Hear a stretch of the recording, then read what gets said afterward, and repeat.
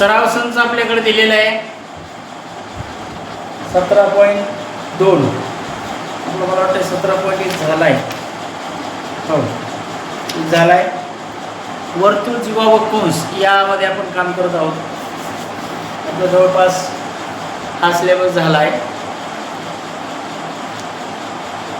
तर पहा मित्रांनो, आपल्याला प्रश्न दिलेला आहे केंद्र सी असलेल्या वर्तुळाची रेख. बघा प्रश्न, PQ व रेख RS हे व्यास काटकोनात छेदतात तर ते काय करायचे, ते व्यास जे आहे ते कुठं छेदायला आपल्याला काटकोनामध्ये.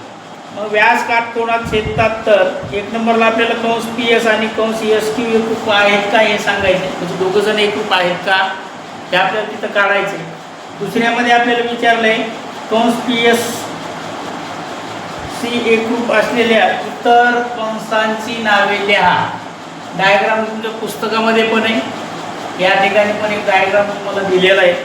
डायग्रामचं निरीक्षण करा, कारण वर्तुळ आपण काय केलं आहे 4 भागामध्ये विभागलेला दिसून आलेला आहे.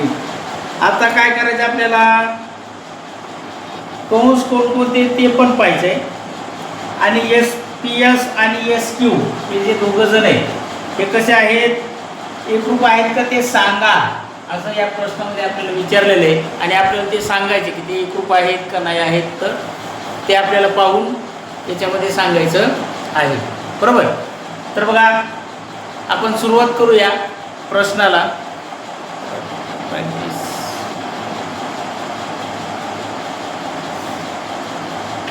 एक प्रश्न म्हणजे एक मी सांगतो वळ की तुम्ही लिहून घ्या जर तुम्हाला जमलं तर. बघा कारण खूप सोपं असते, गणित म्हणजे फार नाही अवघड आहे. पण बघा आता काय करायचं आपल्याला, केंद्र कोणते वर्तुळाचं, केंद्र C असलेल्या, कोणतं केंद्र असलेल्या, केंद्र C असलेल्या वर्तुळाचे, पुढे लिहा वर्तुळाचे, नाही तर तुम्ही लिहा, मी एवढंच लिहून कंटिन्यू करतो. पुढे लिहा वर्तुळाचे रेख PQ, इथे लिहिली रेख PQ व, आता दोन आहे प्रश्नामध्ये बघा, PQ आणि दुसरी कोणती RS. बरोबर, PQ व RS हे काय आहे बाबा, हे काय आहे त्या वर्तुळाचे व्यास. इथे लिहायचं हे व्यास. व्यास माहिती आहे तुम्हाला, व्यास त्रिज्या जीवा आपण वेगवेगळ्या प्रकरण अभ्यासले, त्याच्यामध्ये तुम्हाला काय माहित आहे आणि काय नाही हे बघायचं. बरोबर. व्यास हे एकमेकांना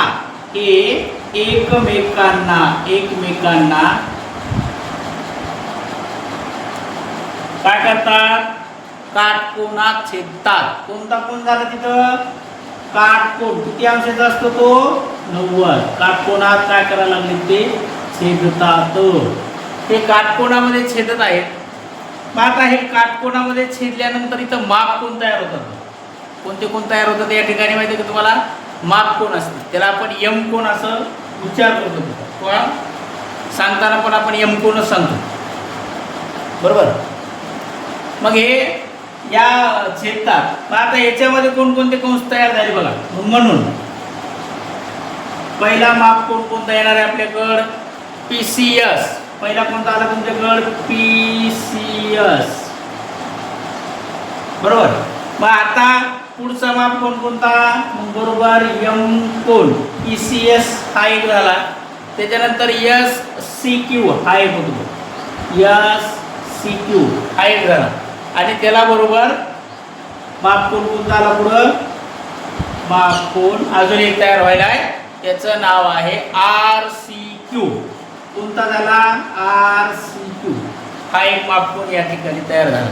त्याच्यानंतर अजून एक मापकोन तयार झाला, मापकोन कोणता तयार झाला, PCR. मी तुम्हाला सांगितलं होतं काटकोनाला म्हणजे त्याचं माप किती अंश आलं, 90 अंश मापाचा काटकोन असतो आणि तो 90 अंशाचा आहे. मग आपल्याला काय करायचंय, आता या काटकोनामध्ये आता समजा उदाहरणार्थ एक मापकोन, दोन मापकोन, 3 आणि 4 अशा प्रकारचे 4 मापकोन आपण या प्रश्नामध्ये तयार केलेले आहेत. आता पुढं माप कंस आहे, माप कोण आहे, माप कंस आहे, माप कोण आहे, मग असे किती तयार होतील ते तुम्हाला पाहायचे त्या प्रश्नामध्ये. बरोबर. आता बघा आपण काय करू, माप कंस अजून एक दिले आपल्याला, यम इथं लिहायचं कंस, कंसात घेतलं तरी चालतंय, बाहेर घेतलं तरी चालतं. आता पी एस हा एक माप कंस म्हणून आपण घेऊ, पी एस हा कंस बंद झाला. त्याच्या पुढं कोणता कोण दिलेला आपल्याला, पी सी एस. बरोबर. इथे लिहू आपण माप कोन, माप कोन पी सी एस. किती अंश, 90. काटकोनातला प्रत्येक कोण किती अंशाचा पाहिजे आपल्याला, 90 अंश. मग हा पी सी एस माप कोण झाला, याचं माप आलं आपल्याकडे 90 अंश. याला एक नंबर तुमच्या लक्षात किती झाले.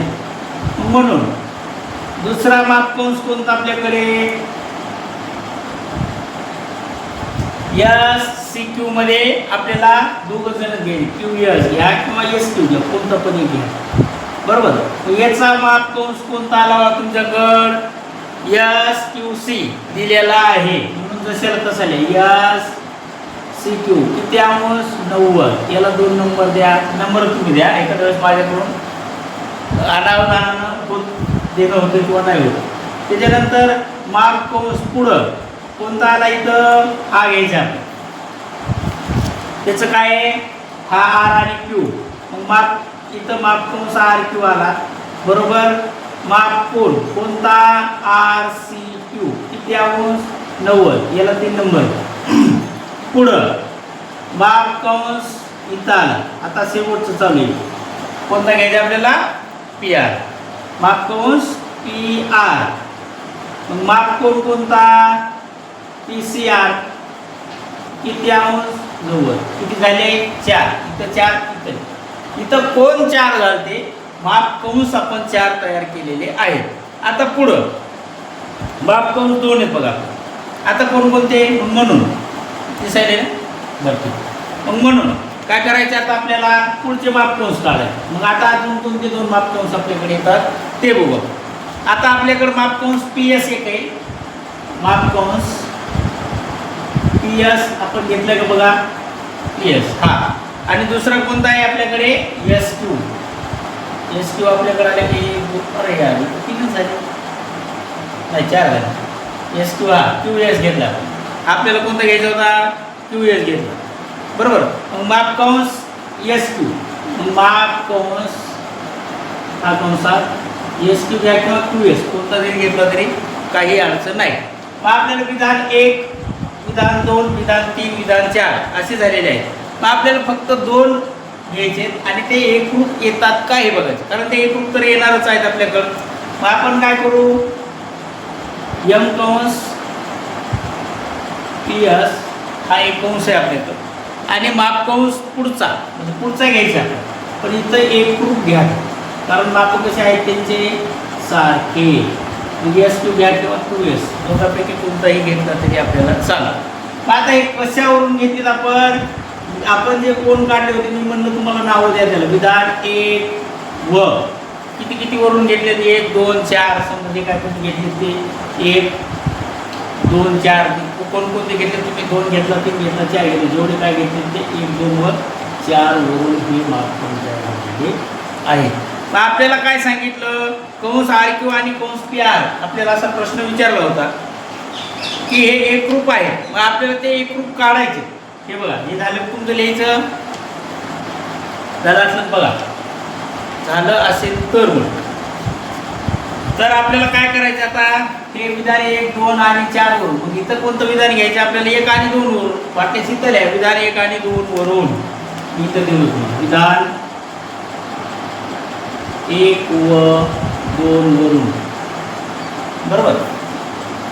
विधान 1 आणि 2 वरून. मग आपल्याकडं कंस आर क्यू आणि पी आर आपल्याला प्रश्नात काय विचारलं होतं की एस क्यू एकरूप आहेत का, पी एस आणि एस क्यू मग दोघं जण एकरूप आहेत का, आहेत. ते दोघं जण एकरूप आपल्याकडे आलेले आहेत. मग त्याने अजून एकरूप कंस कोणकोणते येतात का ते बघायचं. तर काय करायचं आपल्याला बघा, आता हे विधान आपण इथपर्यंत लिहिले. आता पुढं काय करायचंय, कंस आर क्यू आणि कोणता येते पुढं तुम्ही बोलत जा. कंस आर क्यू ला कंस कोणता येईल पुढं, हा आणि कोणता पी आर. पुन्हा अजून एक कंस येतो. हे कंस कोणाशी एकरूप आहे. हे कंस कोणाशी एकरूप आहेत असं विचारलं. हे कंस कोणाशी पी एस सी. पी एस कुठं इथं दिलं. मग पी एस सी एकरूप आहेत. एकरूप आहेत. आलं का. आहे काही नाही. मग आता हे जर एकरूप आहे तर आपल्याला काय विचारले. दोन प्रश्न दिलेले होते. तर एका प्रश्नामध्ये दिले पी एस सी एकरूपाची लेनची नावं लिहा. पी एस सी असलेल्यांची नावं लिहा. कोणकोणता आला कंस पी एस. त्याला एकरूप कोणकोणते आले गृहीत आपण कंस पी एस एकरूप कंस कोणकोणते आले त्याला एकरूप आर क्यू आला. आर क्यू कुठे हा आर क्यू बरोबर. पुढं एकरूप कंस कोणता पी आहे आलेला आहे आपल्याकडं बरोबर. कोणता आला पी आर. मग हा पी आर. तर अशा प्रकारचा आपल्या इथला सराव संच 17.2 मधला प्रश्न 17.2 मधला पहिला प्रश्न आपल्या इथं संपला आहे. आपल्याला मुळामध्ये फक्त या सराव संचामध्ये दोनच प्रश्न दिलेले. हा पहिला झाला आहे आपला. दुसरा पण आपल्याला लगेच बघायचा. हा पुढच्या बघून घ्या. पुढचा प्रश्न बघून घ्या. ज्याला नाही समजलं त्याने पटकन विचारा. ज्याला समजलंय त्याने लिहा आणि पुढचा प्रश्न पण लिहा.